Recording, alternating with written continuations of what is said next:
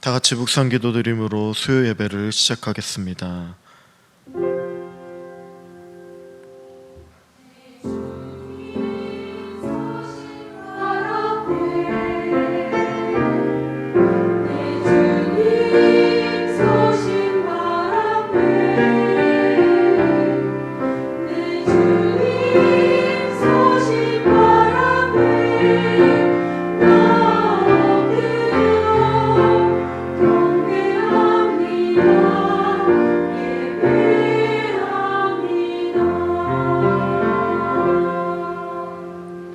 살아계신 하나님, 감사를 드립니다. 변함없는 하나님의 은혜와 사랑으로 이 수요일날 주님 앞에 나와 기도드리며 주님 앞에 예배하며 나아갈 수 있도록 우리를 이 예배의 처소로 불러주신 은혜에 감사를 드립니다.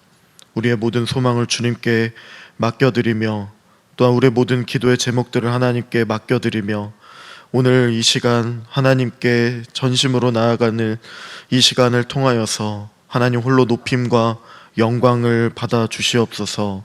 우리의 예배를 받아 주시옵소서.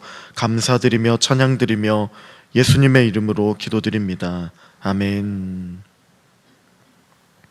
찬송가 93장 예수는 나의 힘이요, 함께 찬송드리겠습니다.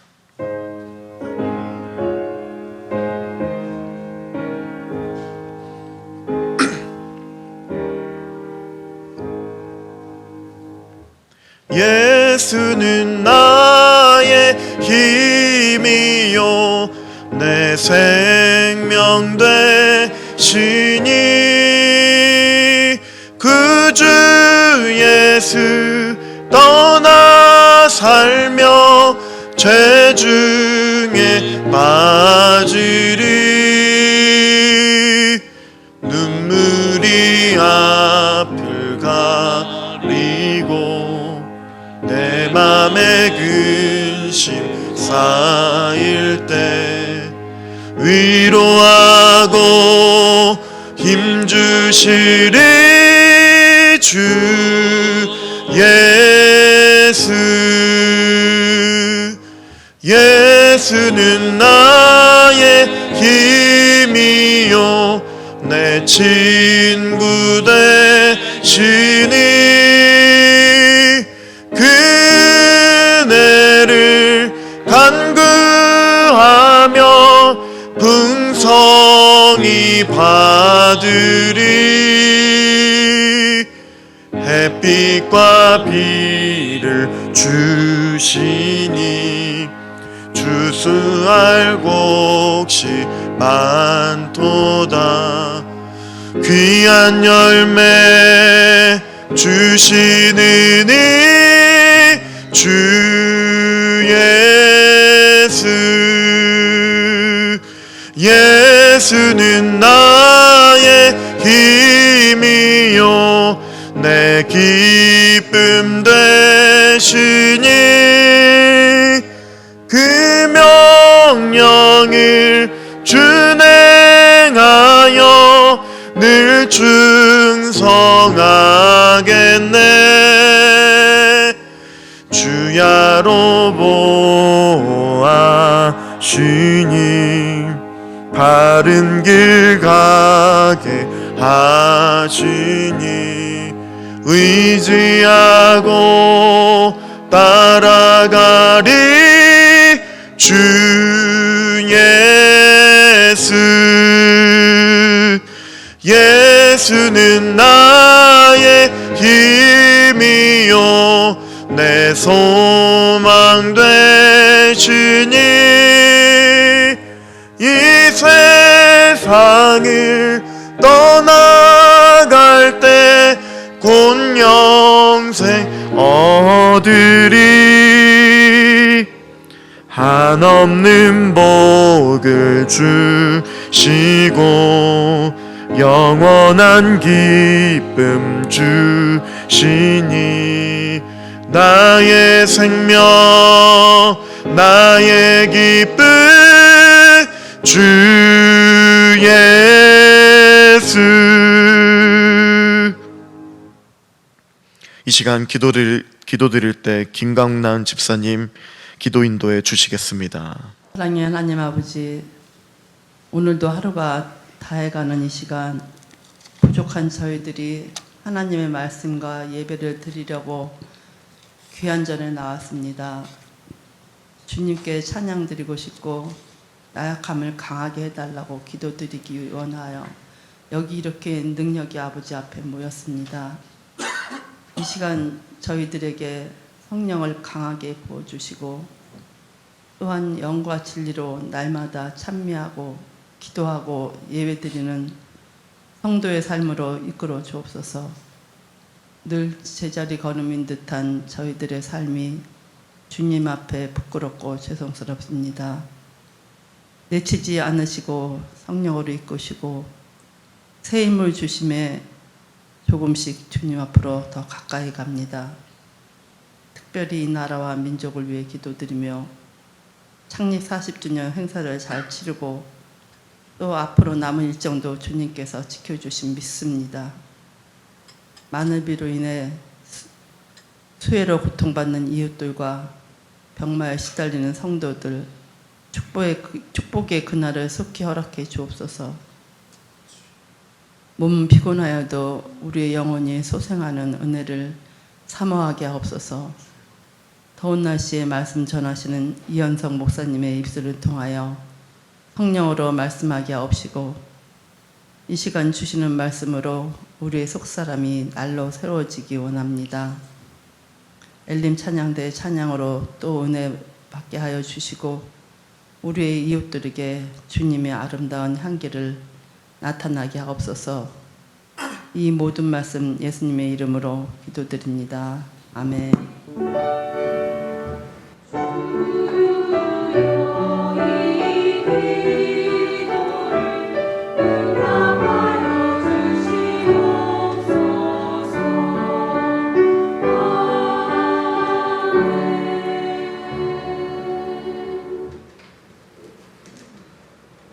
찬송가 374장 나의 믿음 약할 때 함께 찬송 드리겠습니다.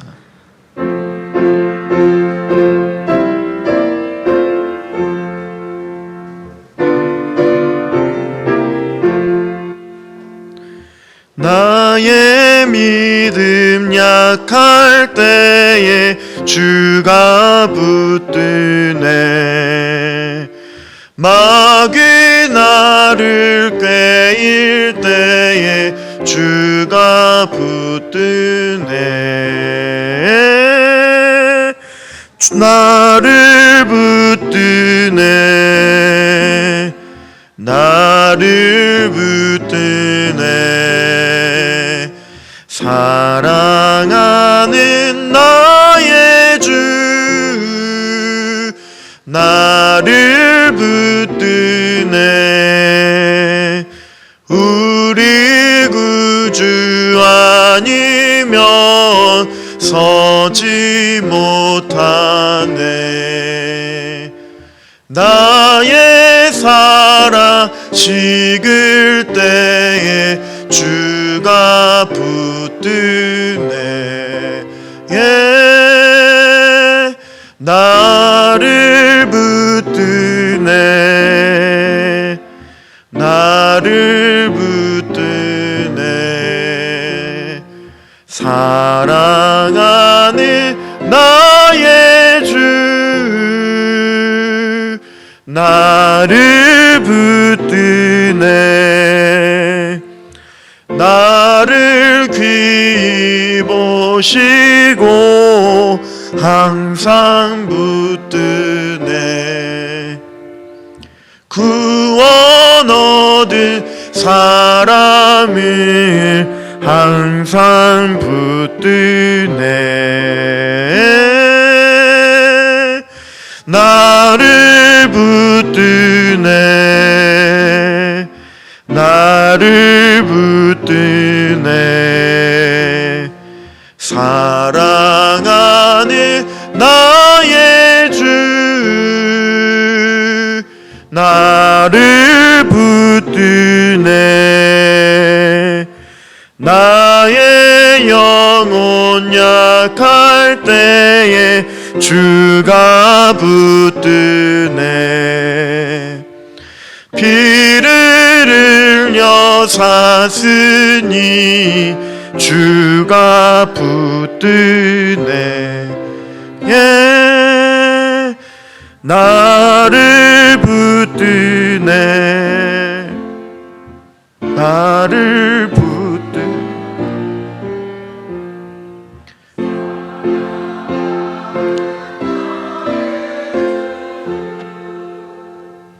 나를 붙드네. 계속해서 묵상을 하나님 말씀은 마가복음 9장 14절부터 29절까지의 말씀입니다. 마가복음 9장 14절부터 29절까지의 말씀을 이 시간 한 절씩 교독하겠습니다. 이에 그들이 제자들에게 와서 보니 큰 무리가 그들을 둘러싸고 서기관들이 그들과 더불어 변론하고 있더라. 온 무리가 곧 예수를 보고 매우 놀라며 달려와 문안하거늘 예수께서 물으시되 너희가 무엇을 그들과 변론하느냐? 무리 중에 하나가 대답하되 선생님, 말 못하게 귀신 들린 내 아들을 선생님께 데려왔나이다. 귀신이 어디서든지 그를 잡으면 거꾸러져 거품을 흘리며 이를 갈며 그리고 파리에 지는지라.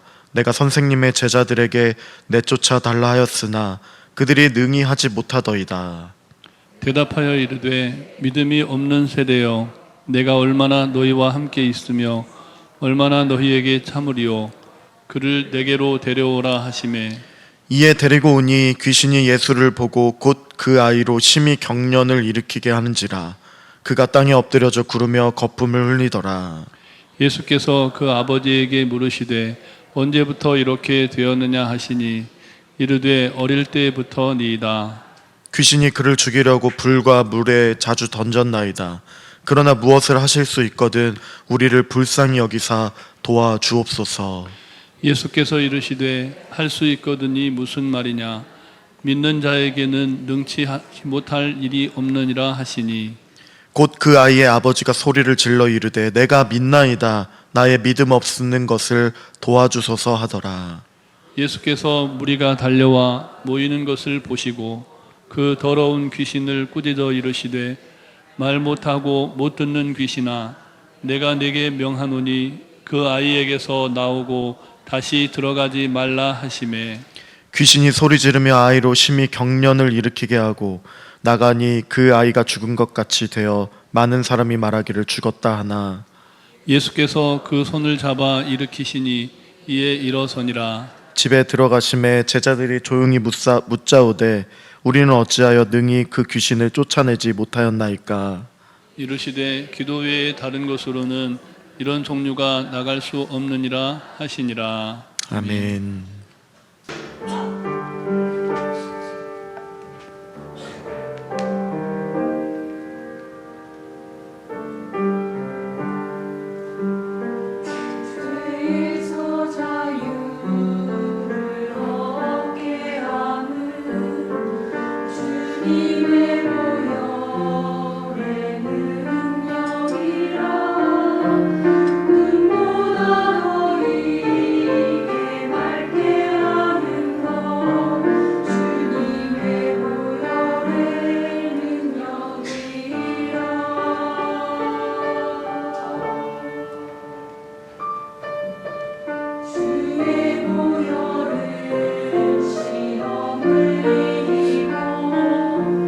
승리하여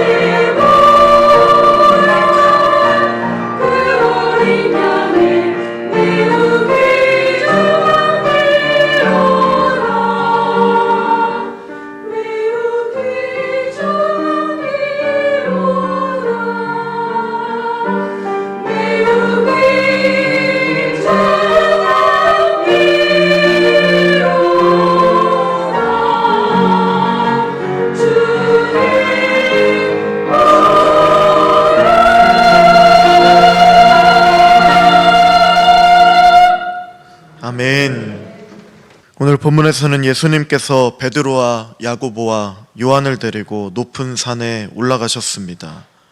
이때 그들 앞에서 예수님께서 영광스러운 모습으로 변형되셨는데 그 옷에 광채가 났고 또 엘리야와 모세와 함께 말씀을 나누셨습니다. 이 세 명의 제자들은 예수님의 신적 영광을 친히 목격하고 하나님의 임재를 생생하게 경험하게 되었습니다. 베드로와 야고보와 그리고 요한은 그 놀라운 경험을 통해 주님의 영광스러운 임재를 사모하고 또 변화산에 그냥 머물고자 할 정도로 너무나도 감격했습니다.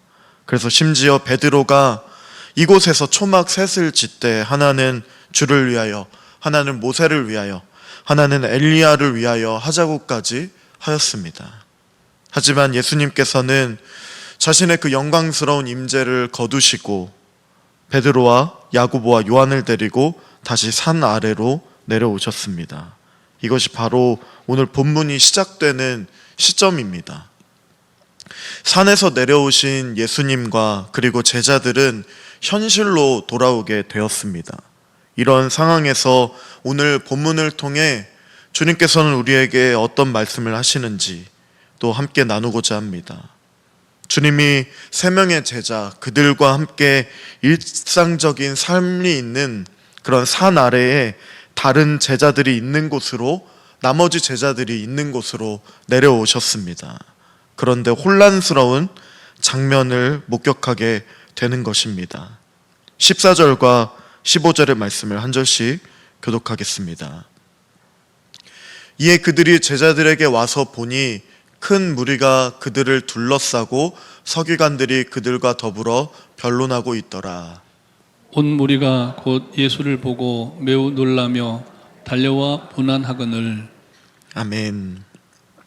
무리가 예수님을 놀라게 된 것은 아마 변화산에서 광채가 발했던 그 예수님의 옷이 아직 빛나고 있었기 때문일지도 모르겠습니다. 이것은 모세가 시내산에서 여호와 하나님을 만나고 내려왔을 때 여전히 그의 얼굴이 광채가 빛나고 있던 것과 비슷한 상황으로 생각해 볼 수가 있습니다. 그래서 온 무리가 예수님을 바라보고 놀랐던 것 같습니다. 그때 예수님께서 그들에게 물으시는 것이죠. 16절부터 18절까지의 말씀도 한 절씩 교독하겠습니다. 예수께서 물으시되 너희가 무엇을 그들과 변론하느냐? 무리 중에 하나가 대답하되 선생님, 말 못하게 귀신 들린 내 아들을 선생님께 데려왔나이다. 함께 읽겠습니다. 귀신이 어디서든지 그를 잡으면 거꾸로서 거품을 흘리며 이를 갈며 그리고 파리에는 지는지라. 내가 선생님의 제자들에게 내쫓아달라 하였으나 그들이 능히 하지 못하더이다. 그 무리 가운데 귀신 들린 아들을 둔 아버지가 대답하는 것입니다. 그가 자기의 아들을 고치려고 예수님의 제자들에게 찾아갔지만 나머지 있었던 그 제자들에게 찾아왔지만 아무런 소용이 없었다는 것입니다. 예수님께서 베드로와 야고보와 요한을 데리고 산에 올라간 그 사이에 산 아래의 제자들은 실패하고 만 것입니다. 그래서 서기관들이 악의를 가지고 예수님의 제자들을 공격했던 것입니다. 당시 예수님을 바리새인들이나 서기관들을 포함한 종교 지도자들은 얼마 동안 예수님을 따라다녔습니다. 예수님이 계시지 않는 이 장면이 일어나는 현장에 당도했을 것입니다. 그리고 이들도 목격을 했고, 그리고 남은 제자들이 기적을 일으키지 못하는 것을 보고 이들의 마음은 굉장히 좋아했을 것 같습니다. 그리고 아마 조롱하며 비아냥됐을지도 모릅니다. 아무리 스승 예수한테서 귀신 쫓아내는 권능을 받았다고는 했지만 아무런 능력을 하지 못하는 제자들을 바라보면서 무리를 선동해서 자기들을 곤란하게 만들었으니 꼴이 좋다고 아마 비웃었을 것입니다. 제자들을 공격하며 난처하게 만들었던 이 상황에서 예수님은 전지전능하신 하나님이시기 때문에 이런 상황을 아마 꿰뚫어 보시고 의도적으로 그들에게 다가가셨던 것 같습니다. 이처럼 제자들의 모습을 보며 우리의 믿음도 이 제자들과 별다를 바가 없구나, 연약함이 있구나 라고 우리는 고백하지 않을 수가 없습니다. 주님과 함께 있을 때는 믿음으로 기적들을 대한 것이 아니라 유명한 예수님과 함께 있다는 것 자체가 그 제자들의 믿음이 자라나기보다 잘못된 유명세로 도취되어 있었을 수도 있다는 것입니다. 아이의 아버지는 방금 전에 읽었던 17절과 18절의 말씀을 보았듯이 이제 지푸라기라도 잡는 심정으로 예수님께 대답했습니다. 이 아버지의 마음엔 실망으로 가득 차 있었습니다. 선생님의 제자들에게 찾아가 봤지만, 그들에게 기도 요청을 했지만 아무 소용이 없었다는 것입니다. 서기관들이 제자들의 무능함을 신랄하게 공격하는 모습을 보니 실망도 엄청나게 컸을 것입니다. 이제 그래서 마음도 자포자기한 상태이고 아무도 못 고치는 이 아들을 마침내 선생님께 데려왔다고 하는 것이죠. 아버지는 실망하였고 마지막 최후의 방법도 통하지 않자 더 실망감에 사로잡혔을 것입니다. 그러나 그 실망은 아들을 향한 마음이었습니다. 사랑하는 성도님 여러분, 아들을 향한 아버지의 안타까운 마음 아마도 잘 알고 계실 것입니다. 그 심정은 평소에 이 아버지는 아들이 고통받는 그 모습을 보고 아마 자기가 더 아파했겠죠.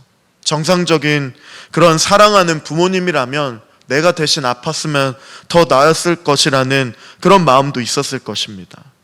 귀신이 심하게 들려 간질과 비슷한 증세를 일으켰는데 가만히 있다가도 갑자기 온몸이 뻣뻣해지고 거꾸러지고 거품도 흘리고 이를 갈기도 하고 심히 괴로워하는 이 아들을 보며 얼마나 이 아버지가 마음이 아파했는지 여러분 한번 생각해 보시기 바랍니다. 본문에 나오는 이 아이의 아버지는 그동안 별의 별 짓을 다 했겠죠. 모든 수단을 다 동원했을 것입니다. 온갖 수단을 동원해서 아들을 온전하게 회복시키고 싶었을 것입니다.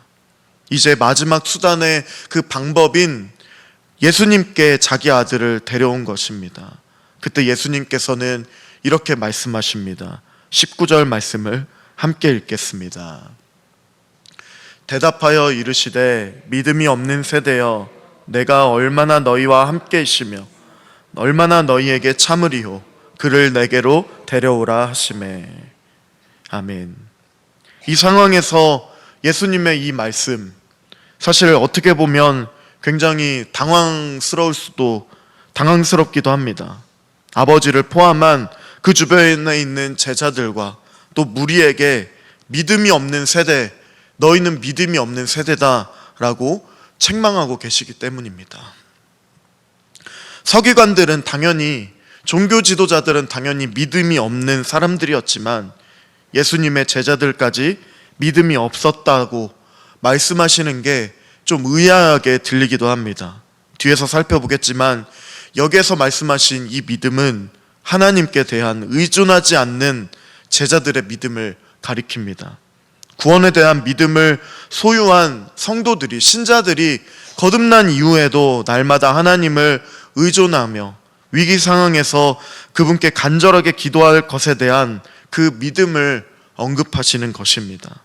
내가 믿는 믿음으로 구원에 이르렀다는 그런 교만함이 아니라 언제나 하나님께 대한 그런 예수님의 믿음으로 우리가 구원을 얻은 것처럼 우리의 믿음은 하나님께 단 한순간도 빠지지 않고 의존해야 한다는 것입니다. 내가 얼마나 너희와 함께 있으며 얼마나 너희에게 참으리요라고 말씀하신 그 까닭은 이제 얼마 지나지 않으면 때가 이르기 때문입니다. 그 때가 어느 때입니까? 바로 예수님께서, 주님께서 십자가에 죽으시고 부활하실 그 때입니다. 그들과 계속해서, 제자들과 계속해서 함께 있을 수 없다는 사실을 인식하셨고 제자들을 향하여 그렇기 때문에 책망하고 계시는 것입니다.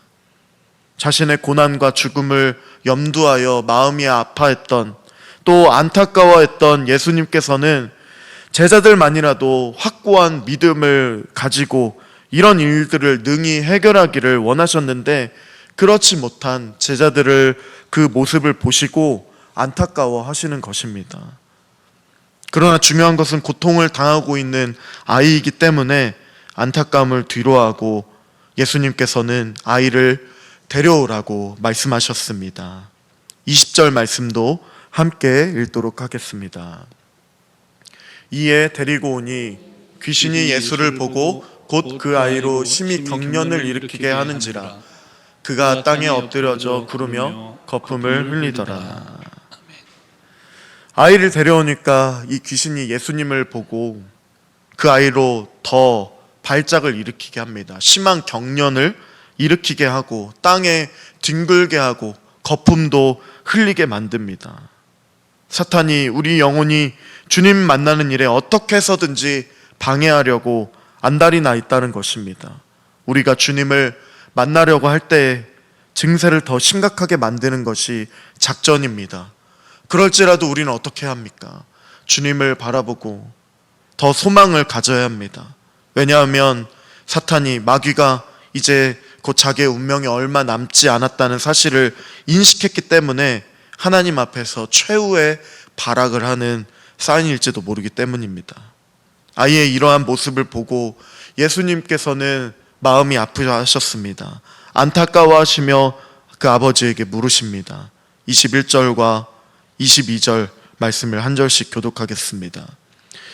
예수께서 그 아버지에게 물으시되 언제부터 이렇게 되었느냐 하시니 이르되 어릴 때부터니이다. 귀신이 그를 죽이려고 불과 물에 자주 던졌나이다. 그러나 무엇을 하실 수 있거든 우리를 불쌍히 여기사 도와주옵소서.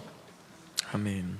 언제부터 이렇게 되었느냐 하는 말씀에 어릴 때부터 귀신이 가만두지 않았다고, 불과 물에 던지고 이 아이를 괴롭혔다고 말하는 이 아버지에게, 이 아버지는 간절한 마음으로 주님께 불쌍히 여겨서 도와달라고 나아갑니다.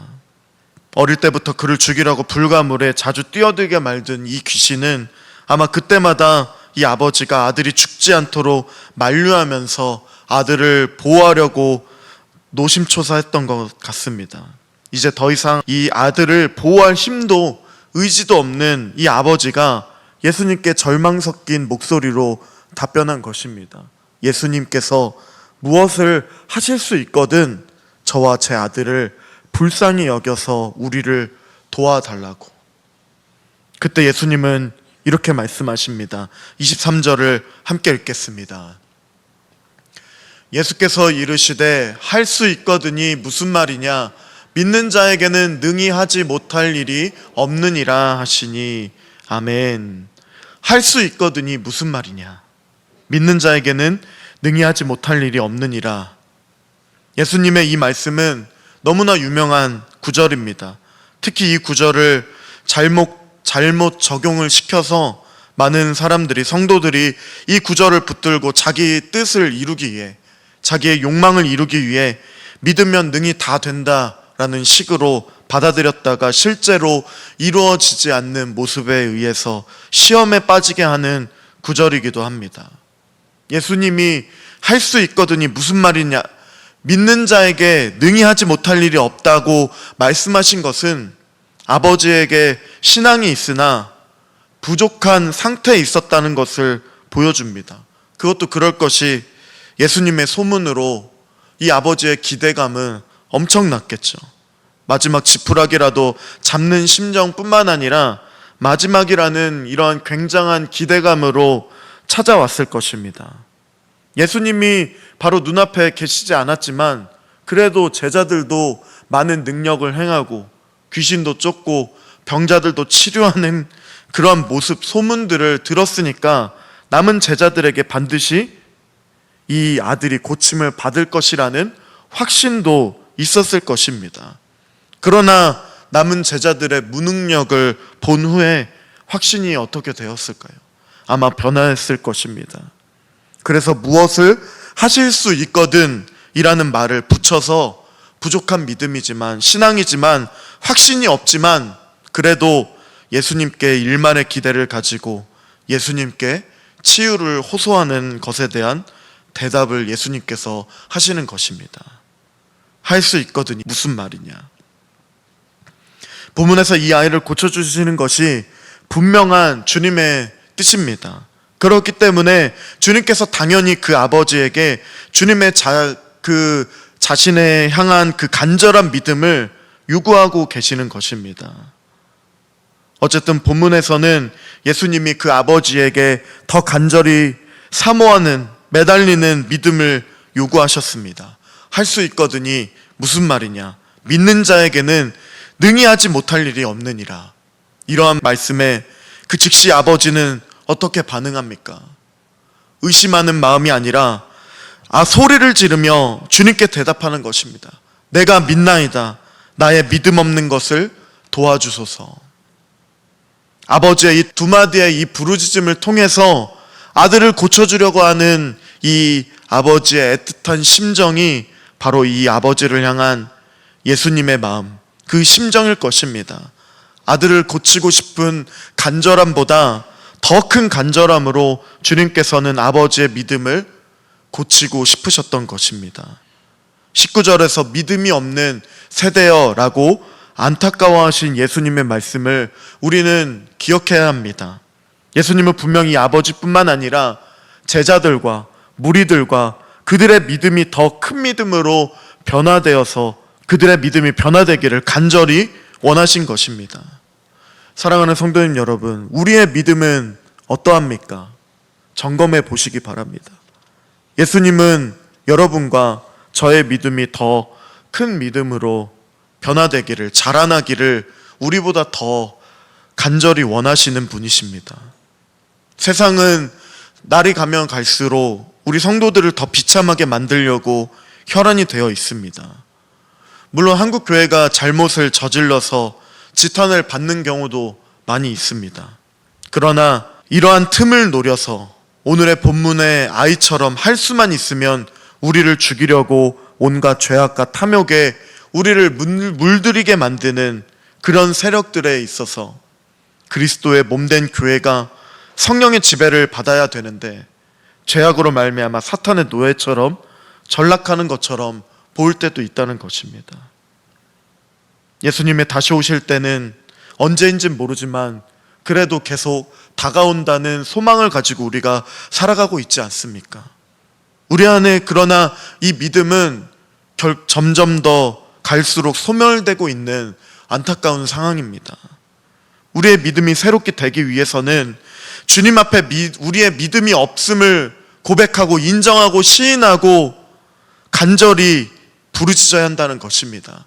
방금 전에 예수님의 말씀에 따라 이 아버지가 절결인 대답이 내가 믿습니다. 나의 믿음 없는 것을 도와달라는 이 고백처럼 분명히 자기가 믿는다고는 하지만 곧바로 자기가 믿음이 없다고 고백하면서 그것을 도와달라고 주님께 부르짖는 모습, 이것은 무엇을 말하고 있겠습니까? 내가 지금까지 주님을 제대로 믿고 있는 줄 알았는데 막상 어떠한 어려움이 닥쳐오니까 본문에서는 아들의 이러한 안타까운 모습, 아들의 문제 같은 인생의 중대한 문제가 짓눌려서 계속 오랜 시간 지나다 보니까 주님을 향한 믿음이 없었다는 사실을 발견했다는 뜻입니다. 그동안 본문의 이 아버지는 아들의 문제에 매몰되어 있었습니다. 당연히 그렇게 할 수밖에 없었겠죠. 예수님을 단지 선생님 정도로 생각한 채 그냥 소문대로 그 소문만 듣고 찾아왔던 것입니다. 그분을 향한 절대적인 의존성을 가지지 못했습니다. 심지어 제자들을 먼저 만났기 때문에, 제자들이 아무것도 하지 못했기 때문에 그러한 의존성은 더더욱 없었을 것입니다. 다시 말해서 자기 눈앞에 전능하신 하나님이신 예수님을 계셨음에도 불구하고 주님보다 자기 아들의 문제가 더 커 보였다는 것입니다. 의심하는 마음. 그래서 주님을 향한 믿음마저도 포기하려던 그 순간에 주님께서는 이 아버지의 영적 상태를 진단해 주시고, 그러자 그가 이제 자신의 믿음 없음을 고백하고 이것을 도와달라고 주님께 부르짖으며 나아가는 것입니다. 이 아버지는 지금 자기를 조롱했던, 제자들을 조롱했던 서기관들을 보는 앞에서 자신의 믿음이 없음을 주님께 솔직하게 고백하고 있습니다. 마찬가지로 이 세상은 그들처럼 우리를 향해 조롱합니다. 너희가 믿는 복음이 겨 그 정도밖에 되지 않느냐고, 너희가 가지고 있는 신앙이 그 정도밖에 되지 않느냐고. 하나님 앞에 복음을 받았다고 했는데 실제의 모습이, 삶도 그렇지 않고 늘 말하는 천국이나 영원한 삶의 실체가 겨우 이 정도뿐이냐고 조롱하고 있습니다. 그러나 사랑하는 성도님 여러분, 우리의 믿음이 세상에게 조롱당하는 그 순간에도, 불신자인 우리의 친구나 우리의 가족이나 우리의 친척 등에게도 조롱당하는 그 순간에도 우리는 하나님 앞에서 우리의 믿음 없음을 솔직하게 인정할 수 있어야 됩니다. 믿음이 좋은 척, 믿음이 있는 척, 더 그렇게 우리의 모습을 잘못된 모습으로 바꾸는 것이 아니라 진정한 마음을, 솔직한 마음으로 하나님 앞에 더 엎드려 기도하며 회개하고 돌이켜야 한다는 것입니다. 그동안 내 방식, 내 고집대로 신앙생활을 하며 내 삶의 문제를 해결하려고 하다가 도리어 그 문제에 짓눌려 주님을 향한 믿음마저도 거의 포기하려고 했던 이 나의 모습을 그들의 조롱에도 불구하고 주님 앞에 내려놓고 주님 앞에 나아가 간절히 부르짖을 수 있어야 한다는 것입니다. 나의 모습, 나의 믿음 없는 이 모습을 하나님 받아주시고, 이제껏 제대로 믿었다고 생각했는데 전혀 그렇지 못했던 내 모습을 주님 앞에 솔직히 내어놓는다고, 주님께서 주님의 뜻과 그 방식대로 나의 삶의 이 모든 문제들을 능히 해결해 주실 분임을 우리는 믿음으로 고백하며 나아가야 한다는 것입니다. 이 아버지가 소리를 지르며, 간절한 마음으로 소리를 지르며 예수님께 자신의 솔직한 믿음을 고백합니다. 그냥 예수님께 제안한 것이 아닙니다. 점잖게 예수님께 도와달라고 요청하는 것도 아닙니다. 소리를 지르며 나의 믿음 없음을 용서해 달라고, 도와달라고 고백하는 모습을 기억하시기 바랍니다. 그렇게 소리를 지르니까 어떻게 합니까? 많은 무리들이 깜짝 놀라 시선이 집중되고 이목이 몰려서 모여들기 시작했습니다. 그때 예수님은 그 더러운 귀신을 꾸짖어 이렇게 말씀하십니다. 25절부터 26절까지의 말씀을 한 절씩 교독하겠습니다. 예수께서 무리가 달려와 모이는 것을 보시고 그 더러운 귀신을 꾸짖어 이르시되, 말 못하고 못 듣는 귀신아, 내가 내게 명하노니 그 아이에게서 나오고 다시 들어가지 말라 하시매, 귀신이 소리 지르며 아이로 심히 경련을 일으키게 하고 나가니 그 아이가 죽은 것 같이 되어 많은 사람이 말하기를 죽었다 하나. 아멘. 주님의 명령에 소리를 지르며 아이에게 더 심한 경련을 일으키게 해서 마치 아이가 죽은 것처럼 심각하게 그 상황을 만들어 버립니다. 누가 봐도 죽은 것처럼 보였는지 많은 사람들이 그 아이가 죽었다고 생각했습니다. 그때 예수님께서 어떻게 하셨습니까? 27절 말씀 함께 읽겠습니다. 예수께서 그 손을 잡아 일으키시니 이에 일어서니라. 아멘. 예수님은 그 손을 잡아 일으키셨습니다. 아이를 다시 온전하게 회복시켜 주셨습니다. 우리의 영혼을 죽이려고 하는 이 귀신 사탄의 이 발버둥에도 발악을 하지만 주님께서는 반드시 우리를 다시 살려주신다는 것입니다. 아이를 잡은 그 손, 우리를 잡고 계신 예수님의 그 손이라는 것을 잊지 마시기 바랍니다.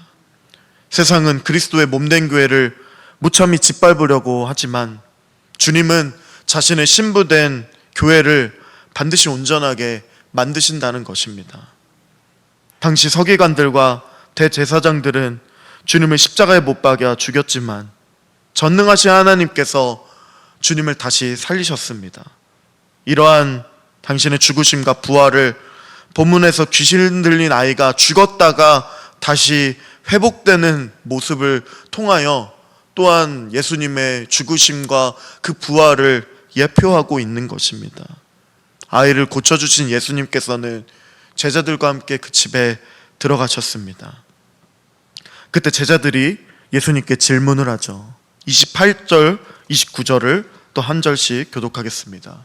집에 들어가심에 제자들이 조용히 묻자 오되 우리는 어찌하여 능히 그 귀신을 쫓아내지 못하였나이까? 이르시되 기도 외에 다른 것으로는 이런 종류가 나갈 수 없느니라 하시니라. 아멘. 이렇게 본문이 마무리되고 있습니다. 본문은 예수님이 귀신 들린 아이를 고쳐주시는 사건인데 29절을 고려해 보면 마지막 절을 본다면 이 사건을 통해 제자들에게 기도를 가르쳐 주시고자 하신 것입니다. 이처럼 우리는 본문에 나오는 이 아들과 이 아버지의 그 심정으로 하나님께 우리는 나아가야 할 것입니다. 기도는 무슨 주문이나 마술처럼 어떠한 도깨비 방망이처럼 어떤 문구를 외우기만 하면 그 효력이 자동으로 따라오는 그런 주문이 아니죠. 이런 생각이 예수님의 제자들에게도 은연중에 깔려 있었을 것입니다. 그들은 이전에도 귀신을 쫓아내는 권능을 주님께 분명히 부여를 받았습니다.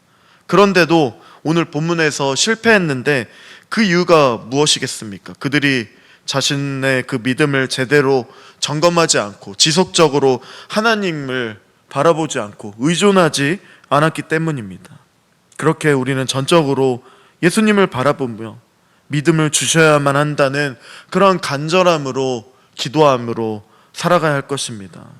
단지 이 기도가 나의 욕망과 이 욕구를 채우는 도구가 아니라 전능하신 하나님을 향한 우리의 의존성을 표현하는 것입니다.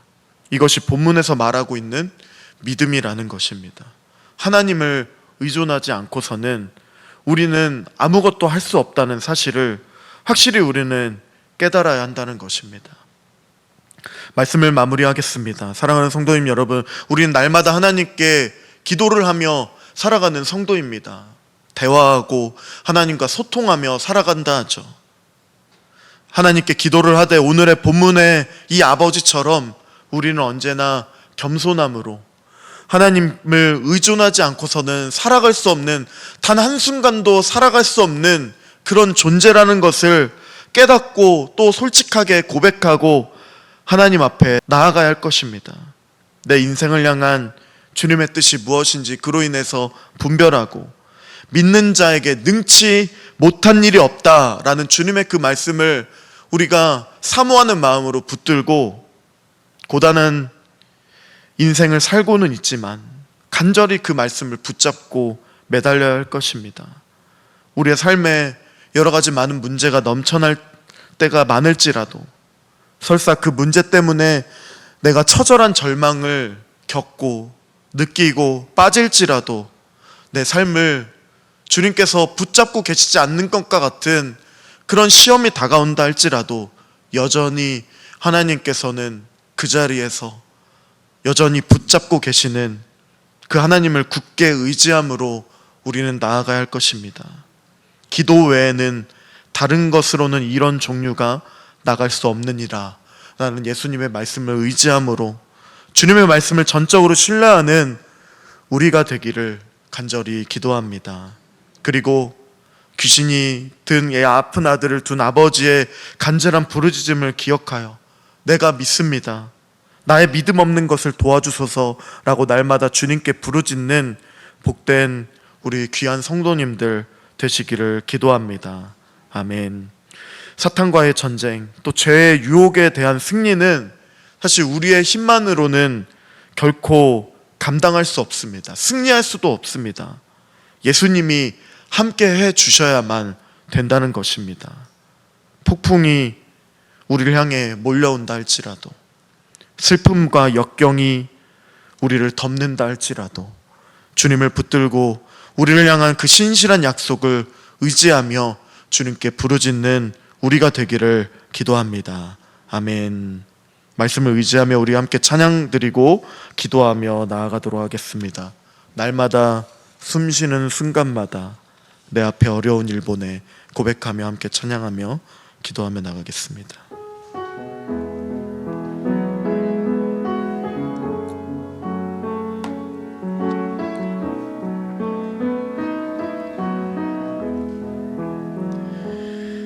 날마다 숨쉬는 순간마다 내 앞에 어려운 일 보내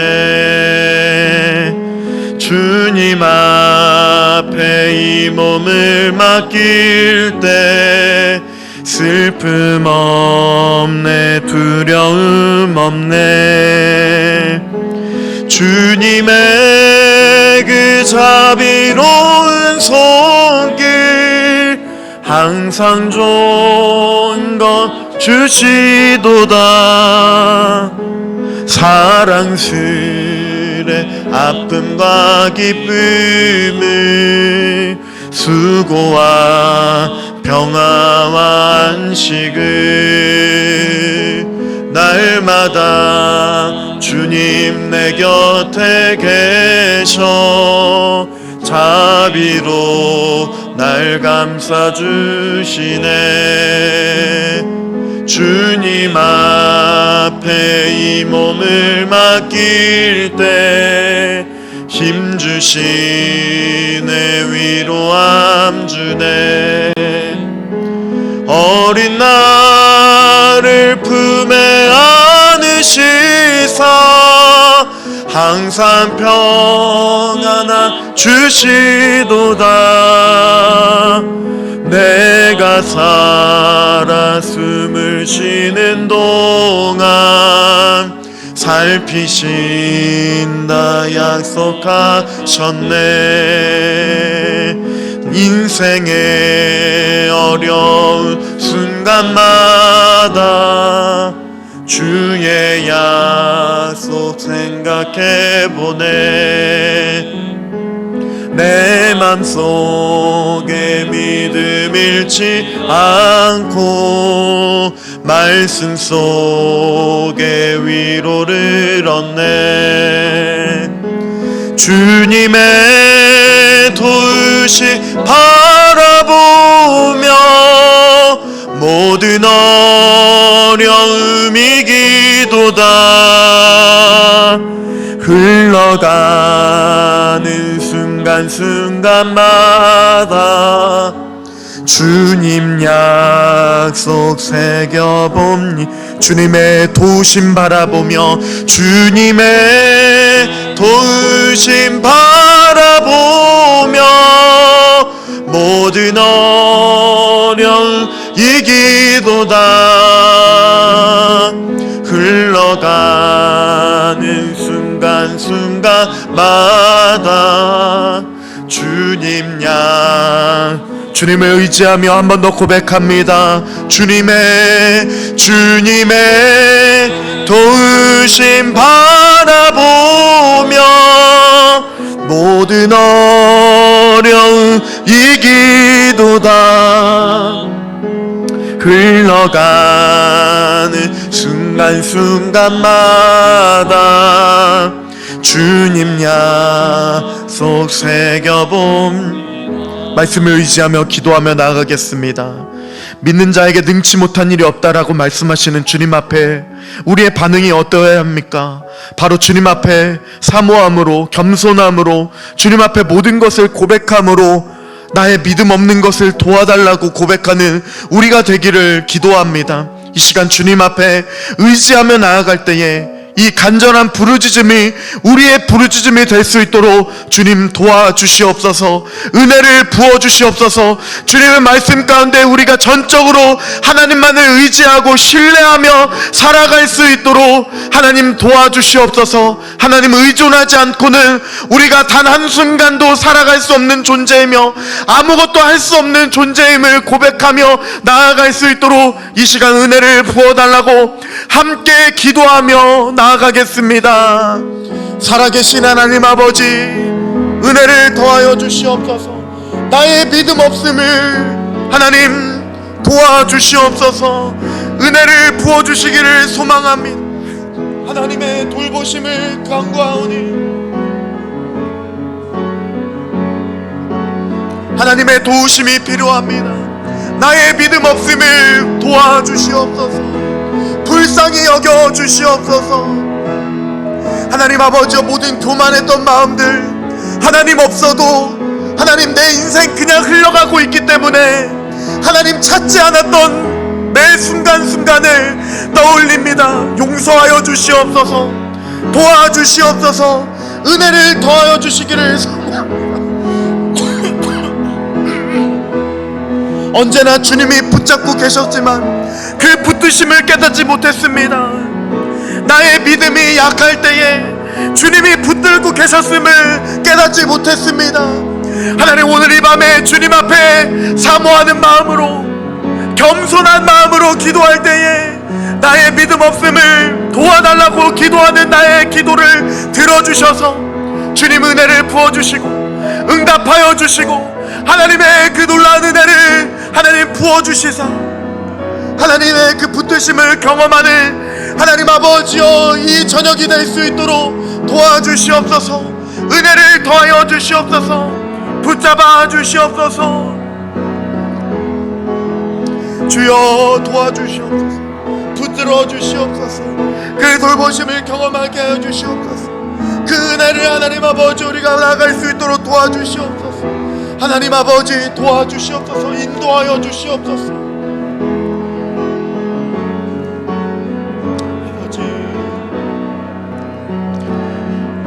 한 번 더 기도하겠습니다. 순간순간의 어려움이 닥쳐올 때만 주님을 찾는 것이 아니라 언제나 주님이 나를 붙잡고 계시다는 것을 인정하고 고백하며 나아갈 수 있는 믿음을 오늘 이 밤에 우리에게 부어 주시옵소서. 나를 붙드시는 주님, 주님의 그 핏값으로 우리를 살려주신 주님, 하나님께서 붙잡고 계시는 그 붙드심을 통하여서 폭풍이 다가온다 할지라도, 슬픔과 역경이 나를 덮는다 할지라도 그 신실한 약속을 의지함으로 오늘 이 밤에 주님을 향하여 부르짖으며 나아갈 때에 믿음을 회복시켜 주시고 믿음을 부어주시고 하나님을 향한 그 사랑을 회복시켜 달라고 한 번 더 기도하며 나가겠습니다. 아버지 하나님, 은혜를 부어주시기를 소망합니다. 주여 붙잡아 주시옵소서.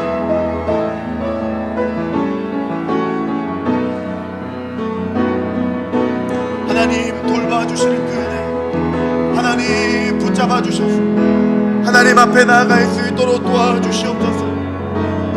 주님 인도하여 주셔서 아버지여 붙들어 주시고 인도하여 주실 하나님을 고백하며 찬양할 때 하나님 아버지 역사하여 주시옵소서. 은혜를 더하여 주시옵소서. 하나님의 말씀 가운데 하나님 아버지 나아갈 때 어려움이 찾아온다 할지라도 하나님 붙잡아 주시고 세임과 능력으로 감당할 수 있도록 도와주시옵소서. 은혜를 더하여 주시옵소서. 응답하여 주시옵소서. 붙드심을 경험할 수 있도록 도와주시옵소서. 주여 도와주시옵소서.